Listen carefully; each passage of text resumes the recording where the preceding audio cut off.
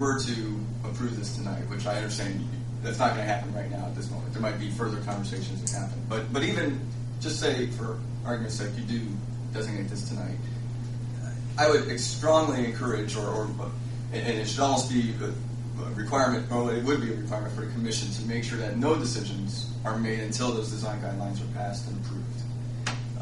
Without those design guidelines, the commission would be making decisions on their own subjective opinions of a property or a project, and the community wouldn't really necessarily know what would be appropriate or not for whatever project they're proposing. Who approves those guidelines? The commission will work first with the community to develop those guidelines, and I can assist the commission in guiding them and providing them with various examples from across the country. And guidelines vary from something that, like Newcastle, as you saw, theirs is a very brief and short kind of brochure type document. Very generic, very basic, and I think that might help clarify or clear up some of the concerns of some of the folks who raised their hands just a moment ago when you asked who wants to be not included. Those design guidelines will help to mitigate maybe a lot of the concerns, and maybe not all, but certainly, hopefully, most of those concerns. Once that process is completed, of deciding what those guidelines look like, whether it's a brochure type thing like Newcastle's or a spiral bound booklet of drawings and so forth that help really illustrate it, and deciding on what spectrum of review the guidelines suggest, that process is worked out between the commission and the public. Once that is completed, then they bring that. Well, the commission would first approve it themselves, and then they would bring it before you for your final approval. And I think that is really, like I said, the key part of this whole process. You start when you start allowing some to opt out and so forth. As I said, you start to kind of derail some of the benefits of local historic district designation, because then all of a sudden you might have one property owner making a great investment in their property and doing everything according to the design guidelines, making that property an economic tool to the community and a benefit for the community.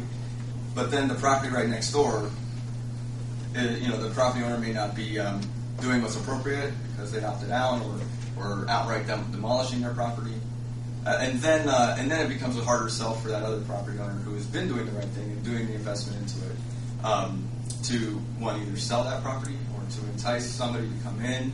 It weakens the property value of that neighbor. I think I would just kind of wrap up very briefly here, and then of course turn it over to further questions. But there was a person we work with who really made a wonderful metaphor, and I always try to remember this when presenting to folks like you guys and try to help illustrate what this all means. But some of you might be parents, and you have a daughter or a son, and you want the best life for that daughter or son. And when they grow up to be married, when they're choosing their partner, or wife, or husband, they want to make sure that they're choosing somebody. You want to, as a parent, want to make sure that they're choosing somebody who you like and who they like, and who meets a certain quality of personality. Somebody who is nice and caring, kind, maybe financially secure, and so forth. All these various kind of guidelines, or certain things that you want them to look for in a person.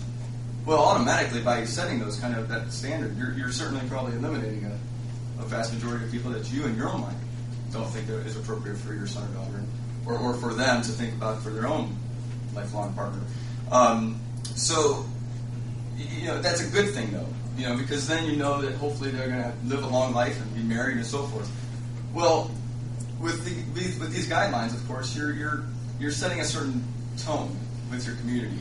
You're kind of stopping to some extent maybe some inappropriate additions to properties, trying to keep that streetscape that's so important to the community, and it's in your logo, your courthouse square, and that's exactly what the commission here has looked at, preserving first and protecting is your courthouse square, and I think that was very admirable for them to look at this area. It's very obvious. These are your historic buildings, and some of the churches were selected, and but that's because the churches historically and currently provide a benefit to the community.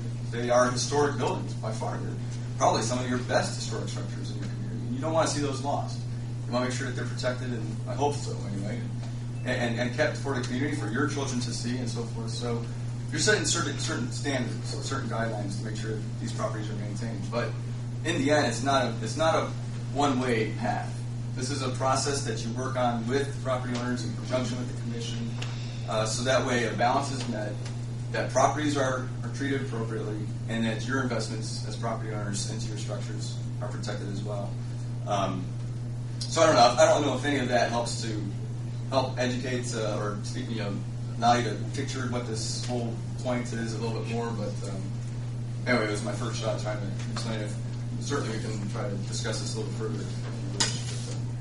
But, Drew, anything before that? I guess one thing to say, possibly, the guidelines can't be created until after a district has been created. Because until we know what's in that district, we don't know what the guidelines should be based on. And another thing, the guidelines aren't, as I said earlier, aren't going to be set in stone. There's not going to be rules to follow. They're going to be guidelines. And as such, those guidelines are going to be somewhat of a living, breathing object. Over time, they're going to evolve depending on the type of structures are there, what people are doing to their structures, that type of instance. Drew, on the borders, the very top north corner, that one little parcel there, is that church as well? Yes, that's the Methodist Church. So you have, 4 churches within the district? Yes. I know how St. Mary's feels and how the Baptist Church feels. How about the other 2 churches? I have heard, I myself have heard nothing negative and nothing positive from either one. Whether any other members of the commission know anything about Methodist or Presbyterian churches, how they feel? I couldn't speak on behalf of an entire congregation, and I don't know that. Are you doing that, or? I mean, No, they're actually. Your sense that there's negativity from the congregations, is that based on the very straw possibly could be, because they feel like they have their own form of government, if you will. No, I understand, but are you saying that the entire church in both instances is opposed to this, or are you saying that people you've spoken to from the church? The representatives that I've spoken to from 2 of the churches, I haven't spoken to all, but I have spoken to 2 representatives of Brad Baptist, St. Mary's Catholic Church. And I know that I believe the people they represent, anyway, they oppose it. We've included. I just asked that question as a member of the Presbyterian Church. I would say there are certainly members in full support, but I couldn't speak to several hundred people, so I don't know, and that's why we refrain from answering the question. And there's another question I had. Once these borders are set, what control does the council have then? Any of the guidelines? Well, they just mentioned that we would have to approve the guidelines for final approval. So the council still have to approve them. I won't say 100%. These That's one of them. in charge of approving the guidelines. He said the commission and the business people together. I thought he said that they would bring it back to the council, no, you just mentioned. Yes, the council will have an opportunity to different communities run it differently, but in this particular case, it seems like the council may want to have that opportunity to have a review and look at the guidelines. Just review. I thought you said we would have final approval.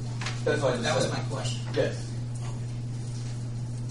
So to be clear, yes, the city council will have final approval of the guidelines. In this particular instance, it seems like it apparently wants to be that, so yes. That's the way I understood these words. Well, I've heard, just like Joe just said, it can go the other way. That's why I brought it up. Well, you kind of mentioned that the guidelines aren't law, but if we pass them, we approve them, then we're putting them in an ordinance form, I assume, right? What I didn't want to do is mix the guidelines with the boundaries. Right. The boundaries, what we got to determine first, what's going to happen, what's going to be included in the boundaries. Are there going to be any buildings that are omitted from the boundaries? Wouldn't the guidelines help you determine? I guess part of my question is, we were talking about the mother and the father and the daughter and the husband or whatever, and setting guidelines. If that's the case, I think that's more.